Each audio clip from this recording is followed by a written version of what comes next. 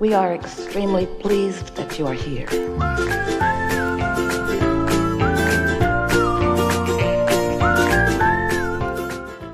And this concept is part of how I learned how to activate bliss. And I can be blissful throughout my day. We're asking because we don't doubt that you've figured it out. We don't doubt that you've accomplished it and that you can accomplish it at will. We just have a couple of questions about it. And the most significant question is, can you feel that there's not struggle while you're doing it? There's not trying. There's an expectation of finding it. Can you apply to your technique or your experience the concept that we're offering here with such deliberate intensity, the getting out ahead of it quality of it? Describe what you're doing. I need to get out of my own way and just focus on the love and bliss. So sometimes are you so much in your own way that you can't do it? Absolutely, yeah. And if I'm so distracted by all this that's going on. So the first thing then is recognizing whether this is a probable moment in time to do it. And this is really the point that we're making. It's recognizing, have I gotten out far enough ahead of it that this is a likely time for me to tap into that? Because if it's not a likely time for me to tap into that, then I'm faking it till I make it, or I'm efforting too much. And in all of that, I'm just making it worse. You see what we're getting at? But if I'm aware of how I feel, and I've been caring about how I feel, and I've been taking baby steps, so to speak, about feeling good, and I found in my pile of sticks some of those surefire sticks that always feel good, so I am getting out ahead of it. You help because your expectation is that something good's going to happen here. It's why you're here. When Esther stands at the podium, it just takes seconds for her to just let go of everything, and her vibration just becomes equivalent to the vibration of us. You saw something that doesn't happen very often, in fact maybe never, where as Esther is let go and is allowing us, she thinks of something, and when she did, she felt the sort of resistance in the energy, because her human thought is resistant to her non-physical thought. Can you sort of get what we're talking about? When Esther allows Abraham to flow purely through her, there's no resistance in that. Sometimes people will say, can I give you a hug? And if it's the last conversation before a segment of refreshment, often we just give into it and allow it to happen. But usually we say, not a good idea, because it's disruptive to Esther's energy. You can see why. So this whole conversation is about understanding my readiness to put my foot on the gas. Yes? And if you're not tuned in, tapped in, turned on, then don't do it. There's practice which creates ease and flow with it. The more I practice it, the easier it gets. It doesn't feel like I'm forcing it. So let's talk about why. Expectation changes. That's like with Esther. She would never even fathom walking over here with you all waiting and not being able to reach Abraham. That never enters her mind, because 100% of the time, one time a dog killed a chicken and she couldn't find us. Jerry said, go get Abraham. Esther was too distraught. She couldn't find us. But under these conditions, she has never not been able to reach us, and so she just always does. And so what were you saying? Through practice, it's easy, and I'm asking if through practice, but this is the distinction that you're helping us to offer here. Through practice that's in alignment with the laws of the universe. There are a lot of people who practice working hard. There are a lot of people who practice sacrifice. There are a lot of people that practice struggle. And while they get results in relationship to others that are practicing the same sort of struggle, they don't get the success that they really want, which is this sublime bliss that you are describing. So you got to know what you're feeling for, don't you? You got to know that you're feeling for relief, you're feeling for ease, you're feeling for flow, and eventually you're feeling for power. But don't feel for power before you've found ease. Don't try to get the power from the universe until you've eased yourself into knowing that you are up to speed with it. Does that make sense to you? So what was your point?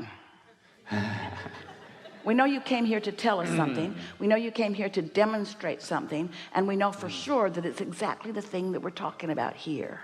Would you suggest to me to continue easing into bliss and enjoying the F out of it and get out of my own way and just observe what happens through my intentional desire to be happy. Absolutely, that is our message, and this is why. Through life as you live it, and you can't stop it, life is continuing to come to you as you are offering your vibration. So wherever you are, and it's fine. Wherever you are. So like Esther with the airline, that's where she was. She had no choice but to live it out, because that was her point of attraction, and nothing other than that was going to be her experience. She had no choice. In other words, it is what it is, and what it is being demonstrated to her in the moment. Yes? So in that contrasting experience, knowing what you don't want, you know what you do want. So you're refining all kinds of things. Esther knows she wants a better gate situation.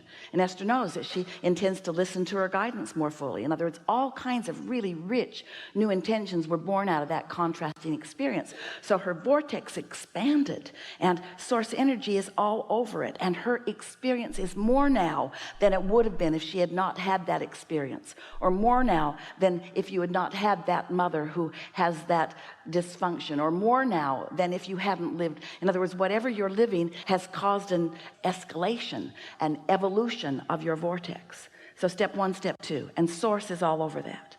Now step 3 is you got to find some way of not resisting that. So trying too hard resists that. It makes that bigger. If you keep up the struggle, then you keep asking for more, and the more gets bigger, and you get called in a stronger way.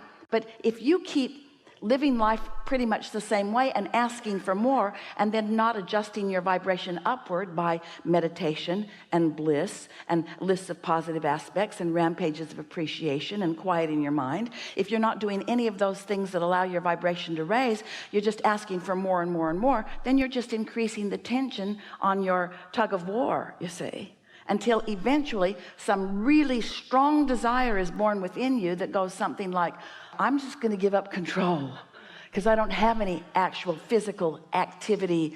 Bang it into place with my words control. And so, yes, that's exactly what we would encourage you to do.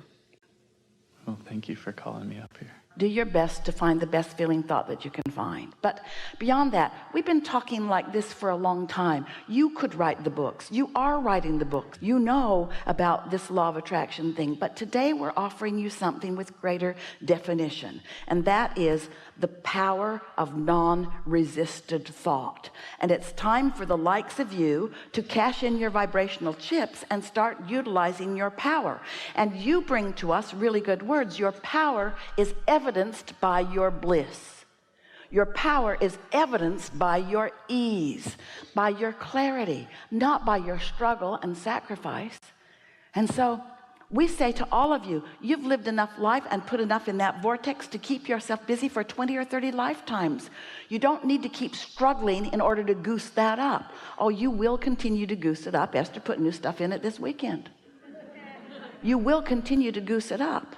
But now your emphasis, if you're wise as you are, is maybe I ought to just chill and stop the struggle and start trusting myself more and let myself be blessed and expect good things to come to me.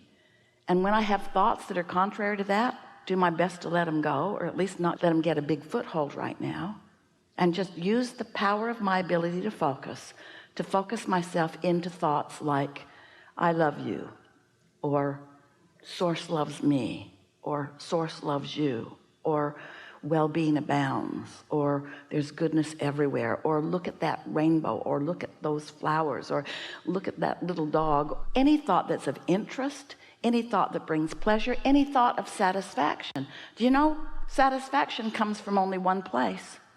Having an intention or a desire and moving in the direction of it.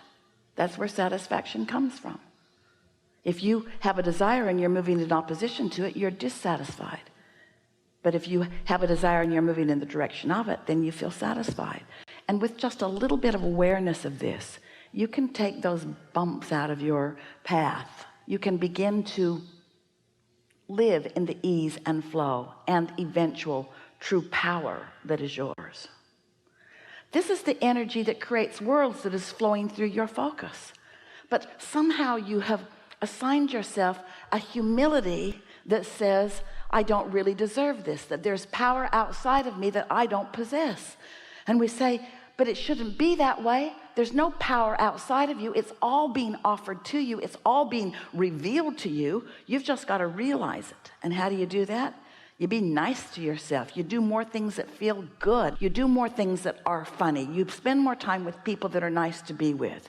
You spend more time by yourself where you just find something of pleasure to enjoy. You read things that feel good to you while you read them. And you listen to music if it makes you feel good for a moment. You dance if it feels good to you to dance. Good. I love you. Yeah. Thank you. Yeah.